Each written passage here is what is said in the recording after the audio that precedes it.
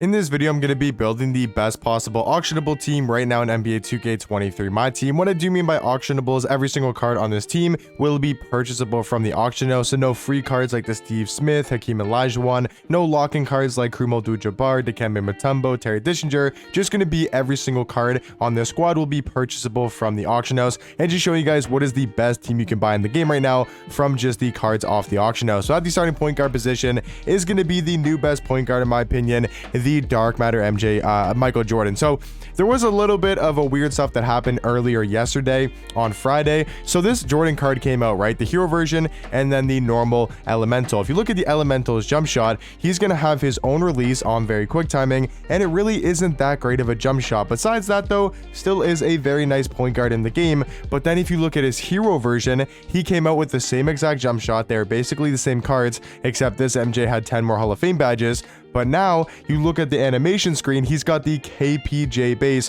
which if you guys don't know is the best base in my team, or at least for a lot of people. You know, people do think this is the best base in the game, and that's a big change. I mean, now he's got one of the maybe not best releases in the game, because he's still got the Jordan upper, which isn't great and kind of slows down the jump shot a lot. But for a point guard, he's still got one of the better releases in the game. And if you also look at the size up, the normal Jordan, the one that's from the elemental set, has the MJ dribble style, or MJ size up I should say. And then if you look at the hero version, he does have the Lowry size up, which I do think is a decent amount better than the Michael Jordan size up. They both have the Trae Young escape. We all know Jordan has some of the best dunk packages in the game, and I would say this hero MJ is the new best point guard in the game off the auction house. Now Sean Livingston is still really good. I would probably take MJ over him, and we'll talk about some other point guards here in a second. But this elemental MJ I don't think is a top 2 auctionable point guard in the game. We'll talk about guys that I do think are better than him later in the video. But this hero version with that KPJ base, Kyle Lowry size up, and the 10 extra Hall of Fame badges, I do think he is the best point guard in the game currently,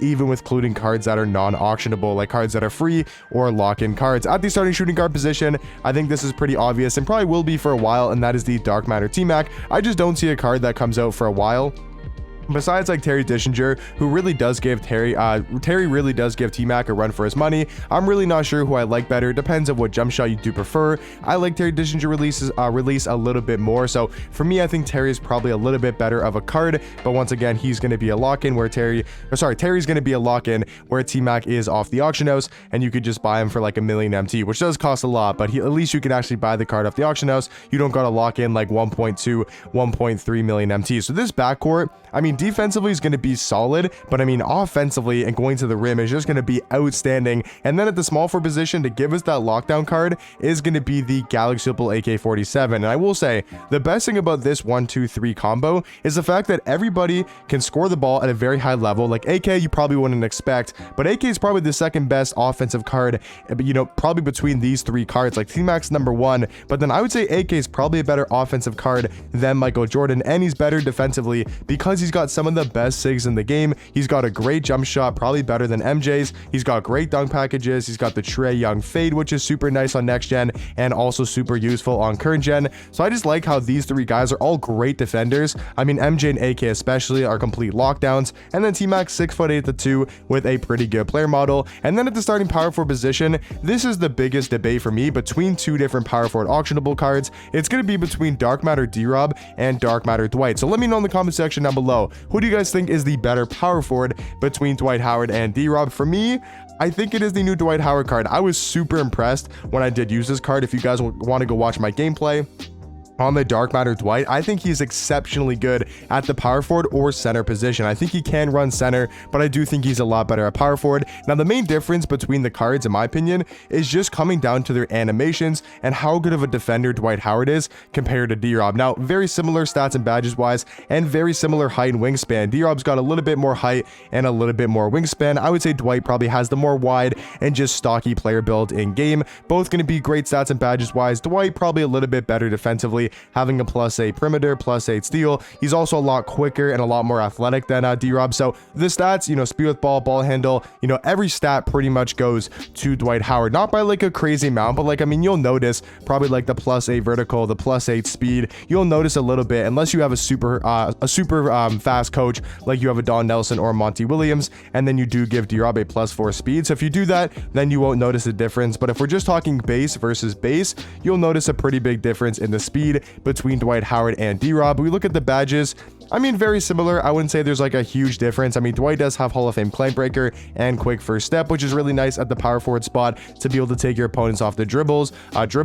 And then, like, you know, badges, Dwight's just gonna have that one extra Hall of Fame defensive badge, which is Pick Dodger. So stats and badges, I would say go to Dwight Howard, not by like a crazy margin, but I would say Dwight definitely has the better stats and badges, and also does have the better tendencies, which makes a little bit of a difference. That 95 contest shot and that 95 block shot does make a tad bit of a difference. And then the biggest, I would say, comparison is probably coming down to their jump shot. Now, I think D-Rob probably still has the better release, but I'm not saying it's by a crazy margin, and that's why I think Dwight is better, because he's got better stats, better animations, he's got better badges. His animations, like I said, are way better on the defensive end than D-Rob's. He's a way better rebounder, he gets way better defensive andies, and then I think their jump shots are somewhat close. I will give the jump shot aspect to D-Rob. I think his jump shot's a little bit more easier to time.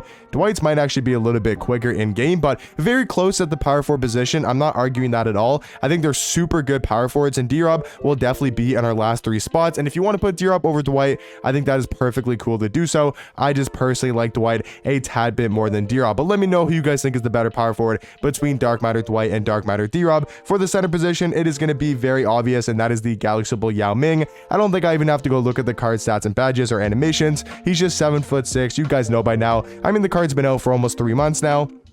I mean, he's just one of the most broken and glitchy cards in the game. Now, for the backup point guard position, I have changed my mind on this. I thought it used to be Cade as the best auctionable point guard over Jimmy Butler, but now that I've kind of used Cade a little bit more, I still think he's a great point guard, and I would say a tad bit underrated, because everyone's saying Cade is terrible, and I can kind of see where you guys are coming from in a sense, but I do like Jimmy Butler now a little bit more. I think they're very, very close still.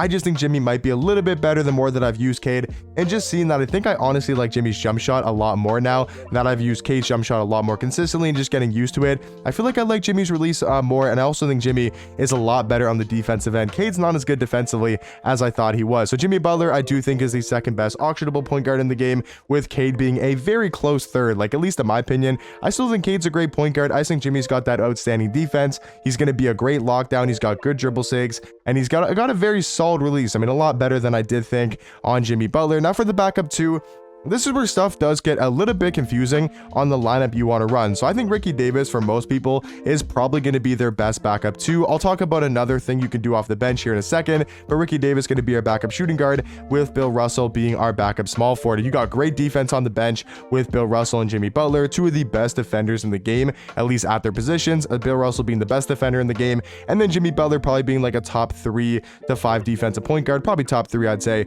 for the defensive end with Jimmy. And then you got Ricky Davis there in the middle at the shooting guard spot, who's going to be so nice on the offensive end. Got a great jump shot with the Oscar Robertson upper, and all around is one of the better 3 hunters in the game. And then for the backup 4 and 5, I think it's also pretty obvious, being the Pink Diamond Taco Fall, whether you like it or not. And I hate Taco Fall in the sense that it's super annoying having to play this card every single game, and that's why I have to have him on my team, because I mean, he's like the most must-have card in the game besides Yao.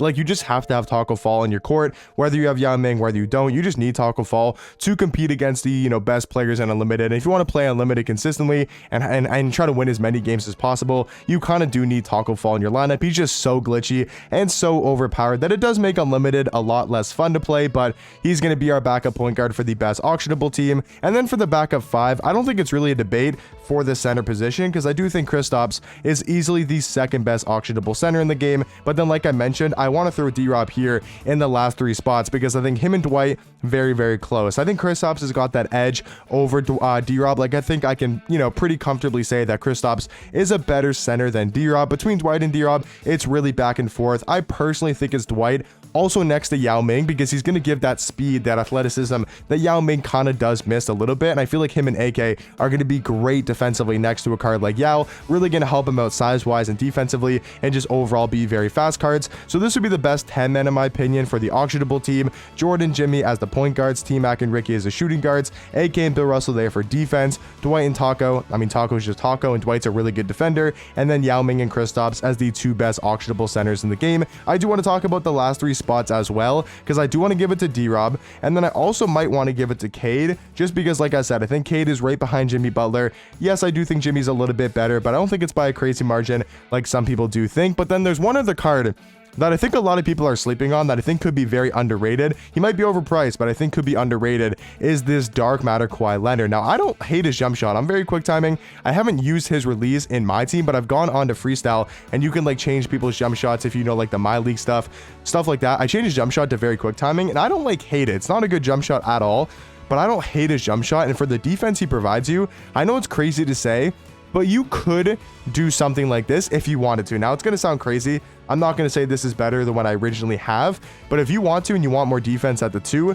I think this is not a terrible idea. I think Kuzma is really good at the 3 if you're looking for a primary offensive card. I was super impressed with how good Kuzma is, and just his jump shot is super elite. And if you pair him next to Jimmy Butler and Kawhi, you're going to have the defense you already need. And Kuzma's not the greatest defender, but like I said, I think Bill Russell is better next to Ricky Davis. That is the best auctionable team in my opinion. I'm just saying I want to throw Kawhi in there because he can play the 3 and the 2 and be super effective, because he's got the defense and the size to play the small forward position, and then most people will run him at the 2, and he's got great size there. And I do think his jump shot is not like completely terrible. So for me, I'll throw Kawhi Leonard in there at the number 13 spot. But let me know in the comment section down below, what do you guys think about my best auctionable team in the game, and let me know what you guys would change, maybe some other cards you guys would put in this lineup, and I'll catch you guys in the next one.